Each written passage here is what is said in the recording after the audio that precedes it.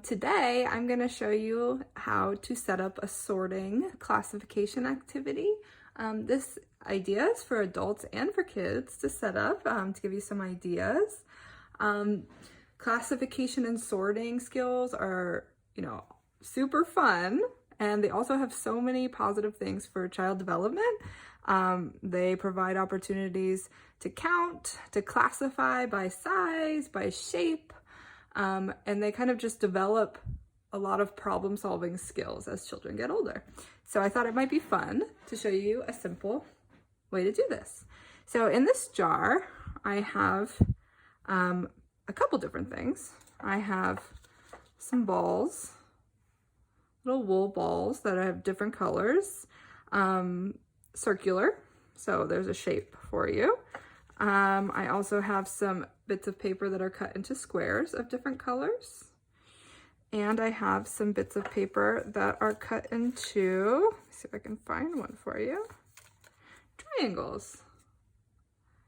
So in this activity, there's already three shapes: circles, or sphere, I suppose, because it's 3D, squares, and triangles. So something you could do is gather all these materials in a container, and you could say, play a game, say, let's find all of the things that are red. So a child will look through and find all the things that are red and start to classify based on color and sort. So you've got some red over there.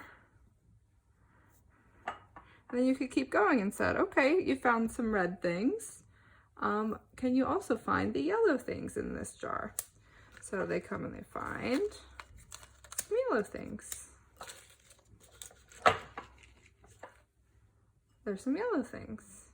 And then, can you find some blue things? All right, here's some blue items. In this particular jar, I put 4 different colors of things. But it doesn't have to be like that. You can add many more or fewer. And now you find green.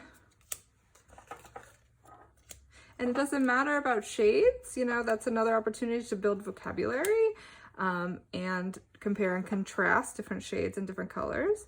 So maybe you're going to classify based on color. So there's an opportunity to do that. So once this has happened and you've sorted through all of those things, you can have another challenge. Maybe the challenge is to classify by shape. So in this situation, you'd find all the squares and put them together.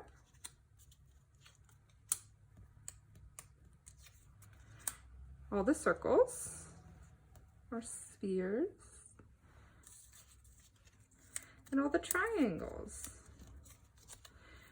And that's another way to classify by shape. Once you're here at this point, you can also do, how many squares do you have? An opportunity for counting. 1, 2, 3, 4, 5, 6, 7, 8. You have 8 squares. 1, 2, 3, 4, 5, 6, 7, 8. 8 circles. Are there more circles or more squares? They're the same. But how many triangles do you have?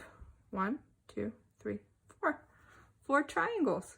So if you have 4 triangles and 8 squares, which number is bigger? Squares are bigger. So then you can add some vocabulary in about math, more than, less than, equal to.